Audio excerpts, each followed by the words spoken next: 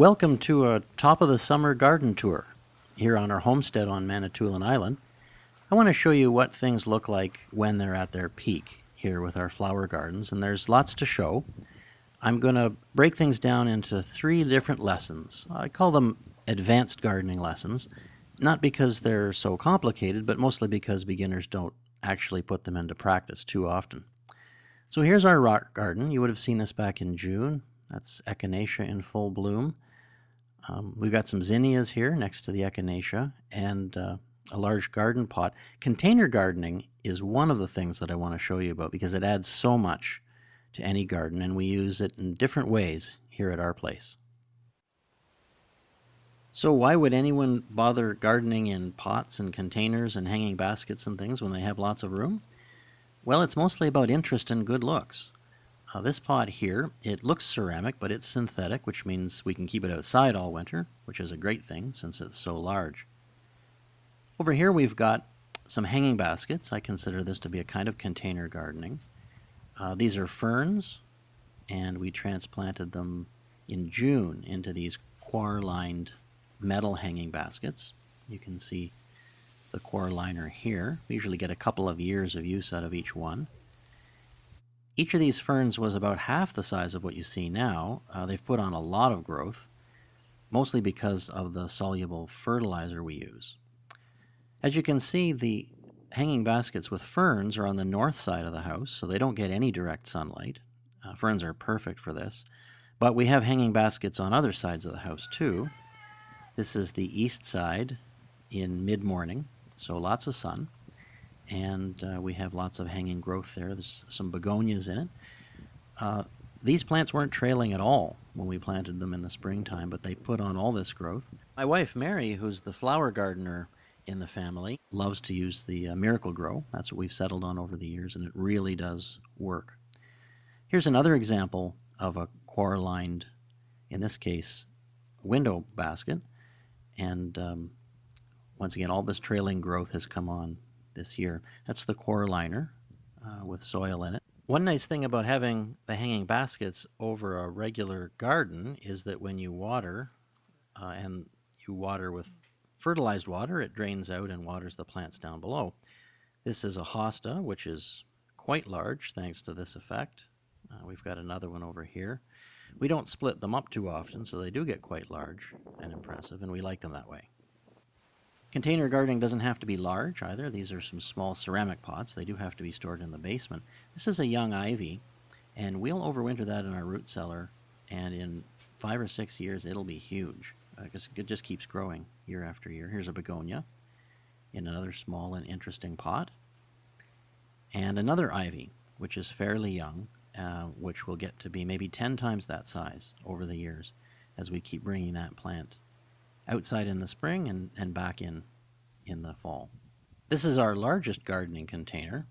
We can leave this out all winter because it is synthetic too, and all of these plants were just small transplants back in the spring. This is our garden arbor, which kind of serves the same purpose as containers, except in a big way in that it adds interest to the garden landscape. I built this about 5 or 6 years ago, and all of this growth has developed over that time, and it creates a kind of shaded entranceway to the garden, which adds a lot to it. So making your gardens 3-dimensional is really one of the first lessons that I'd like to teach you now. Back in the spring, I showed you this very spot where I planted some flower seeds in bare soil, and here we are about 8 weeks later, and look what we've got.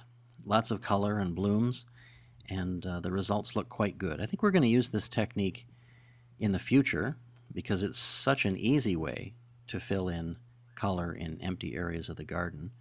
We use this flower magic mix. It's flower seeds, plant food, and ground up coir, which provides a kind of a substrate for the seeds to first start growing, and we just sprinkled it on the ground. We didn't even bury the seeds.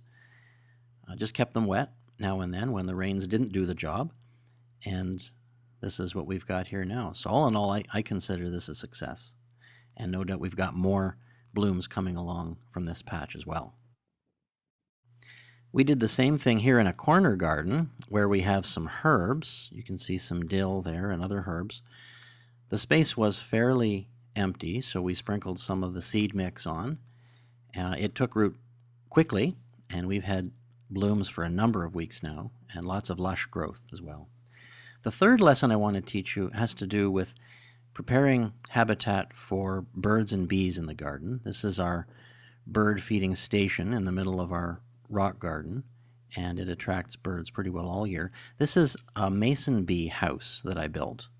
These trays are removable, so you can take them out for cleaning between seasons, but the holes attract mason bees. They move in there, they lay their eggs, and then they cover up the eggs with a kind of a mortar made out of mud. That's why they call them mason bees. And the larvae grow inside the tubes and then burrow out and fly off. The mason bees are small, but they do a lot of pollinating, which is a great thing in a world where natural pollinators seem to be declining in population. We have lots of birds and bees around our garden. I think it has to do with what we do for the habitat. This is another thing I want to show you. This is a walnut tree. I planted it maybe 20 years ago as a seedling. Walnuts don't grow this far north usually, so it's a pretty precious tree to me. About 5 or 6 years ago, I noticed a fungal growth in the trunk. And there was actual fungus growing out of a section of the tree, growing right through the bark, and I really didn't know what to do about it. Couldn't find anything online, so I took a chance and I sprayed the area, this area here, with a zinc-based wood preservative. Now this doesn't really look all that good right now, but at least the fungus is dead, and that's the main thing. That's been real progress. And what's happening now is that the bark is starting to grow back again. There'll probably always be a scar here, but the bark is coming back. You can see it advancing along the sides. And I expect one day it'll mostly close up and cover this area, but at least the fungus isn't spreading, and the tree certainly looks nice and healthy, and it's ready to continue growing for us. I hope you've found this garden tour to be helpful, and maybe you've learned a little bit. I'm always interested in sharing what we've learned over the many years we've been gardening. Gardening is a great thing because it's really all about making the world more beautiful, and that's something that I always find thrilling. So I hope you've enjoyed your visit. And be sure to stop by at my website to enter a gardening product giveaway. There's some plant food and the flower seeds you saw here, and some grass seed, and a $50 Home Depot certificate. So there's lots to win.